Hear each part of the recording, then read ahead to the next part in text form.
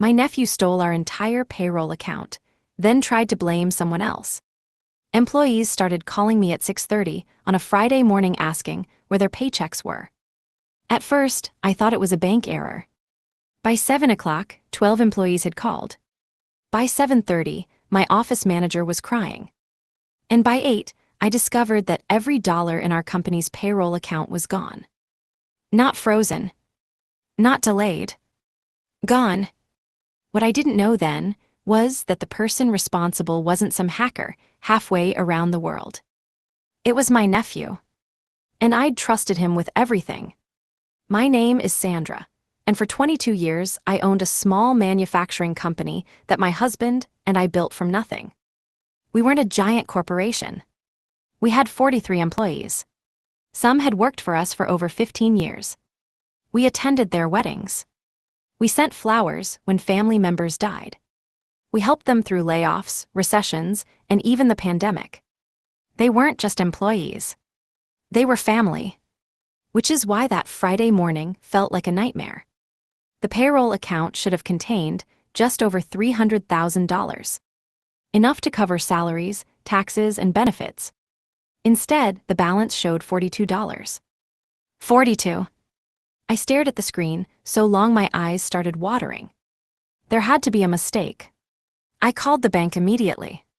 The representative reviewed the account. Then she grew quiet. "Mrs. Harper, these transfers appear to have been authorized." My stomach dropped. What transfers?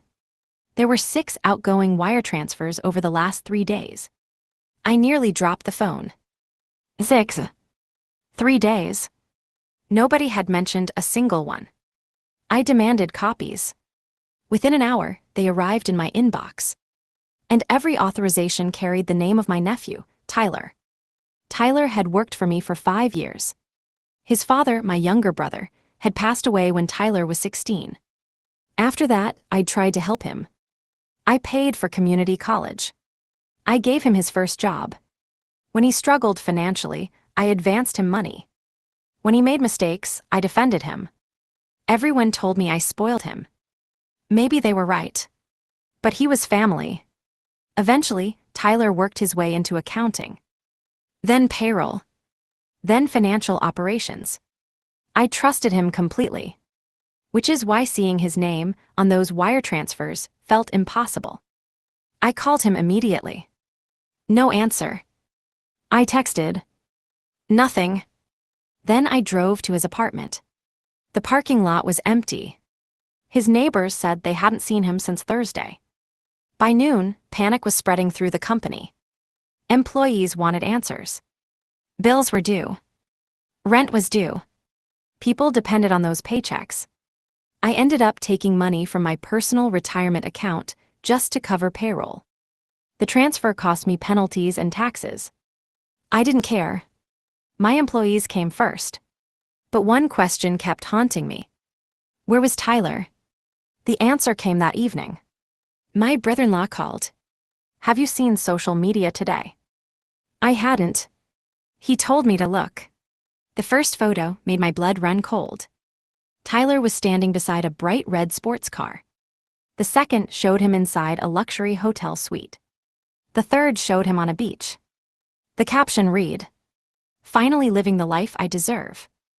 I couldn't breathe. The photos had been posted only hours earlier, while my employees were wondering how to pay their mortgages. I called him again. Straight to voicemail. Then I saw another post. Champagne. Designer watches. Stacks of cash. Every image felt like a slap across the face. The comments were even worse. People congratulating him. Calling him successful. Nobody knew where the money came from. But I did. And I was furious. The police opened an investigation immediately. For the first week, everyone assumed we'd find him quickly. We didn't. Tyler disappeared. His phone was off. His bank accounts were empty. His apartment was abandoned. It looked planned. Calculated. Which hurt even more. This wasn't a bad decision.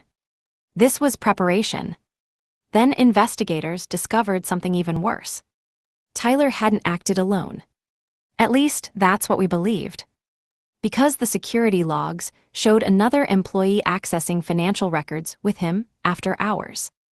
A woman named Melissa. Melissa had worked for us for 11 years. She was one of our most trusted employees. When detectives questioned her, she denied everything. But the evidence looked terrible. Employees began turning against her. Rumors spread. People whispered in hallways. I started wondering whether I'd been betrayed by two people instead of one. The company felt poisoned. Trust disappeared overnight. And then the biggest surprise of all arrived. About a month later, Melissa asked to meet with me privately. I almost refused. But something in her voice sounded desperate. So I agreed. She arrived carrying a thick folder. The moment she sat down, she started crying. Then she handed me documents. Bank statements. Emails. Transfer records. I spent 20 minutes reading. When I finished, I felt sick. Melissa wasn't helping Tyler. She'd been trying to stop him. Months earlier, she discovered irregular transactions. Small amounts. Nothing huge. But enough to concern her. She reported them. To Tyler. Because Tyler supervised part of her department. Instead of investigating, he'd covered his tracks. Then he'd begun framing her. Every suspicious access log. Every after-hours activity. Every questionable record. He'd manipulated them to point toward her. She had proof. Real proof. And suddenly everything changed. Tyler hadn't just stolen from the company. He'd tried to destroy an innocent woman to protect himself. The anger I felt that day was unlike anything I'd experienced before. But the worst revelation was still coming. 2 weeks later, detectives called me. They'd located Tyler. Not overseas. Not hiding. He was only 3 states away. Living under his own name. Spending money as fast as possible. But that wasn't the shocking part. The shocking part was who was with him. My mother. Tyler's grandmother. I nearly dropped the phone. My mother had spent months defending him. Every conversation ended the same way. Tyler would never do that. He must have had a reason. Family should stick together. I thought she was simply refusing to believe the truth. I was wrong. She already knew. According to investigators, Tyler had been funneling money to her for months before the theft. Not millions. But enough. Vacations. Credit card payments. Home renovations. She'd known he was stealing. And she'd kept quiet.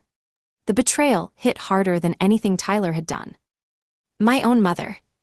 Helping cover up theft from a company that supported dozens of families. I cried the entire drive home. Not because of the money. Because I realized how alone I truly was. The arrests happened 3 days later. Tyler was charged with multiple felonies.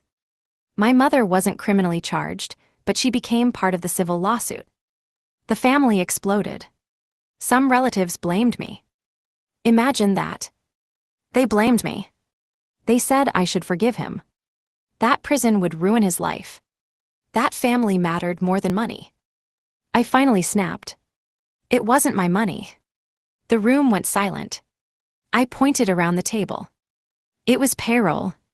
I reminded them about employees with children. Single parents. People struggling to survive. Tyler hadn't stolen from me. He'd stolen from 43 families. Nobody had an answer for that. The court case lasted almost a year. Most of the money was recovered. Not all. But enough to save the company. Melissa was completely cleared. I promoted her to financial director.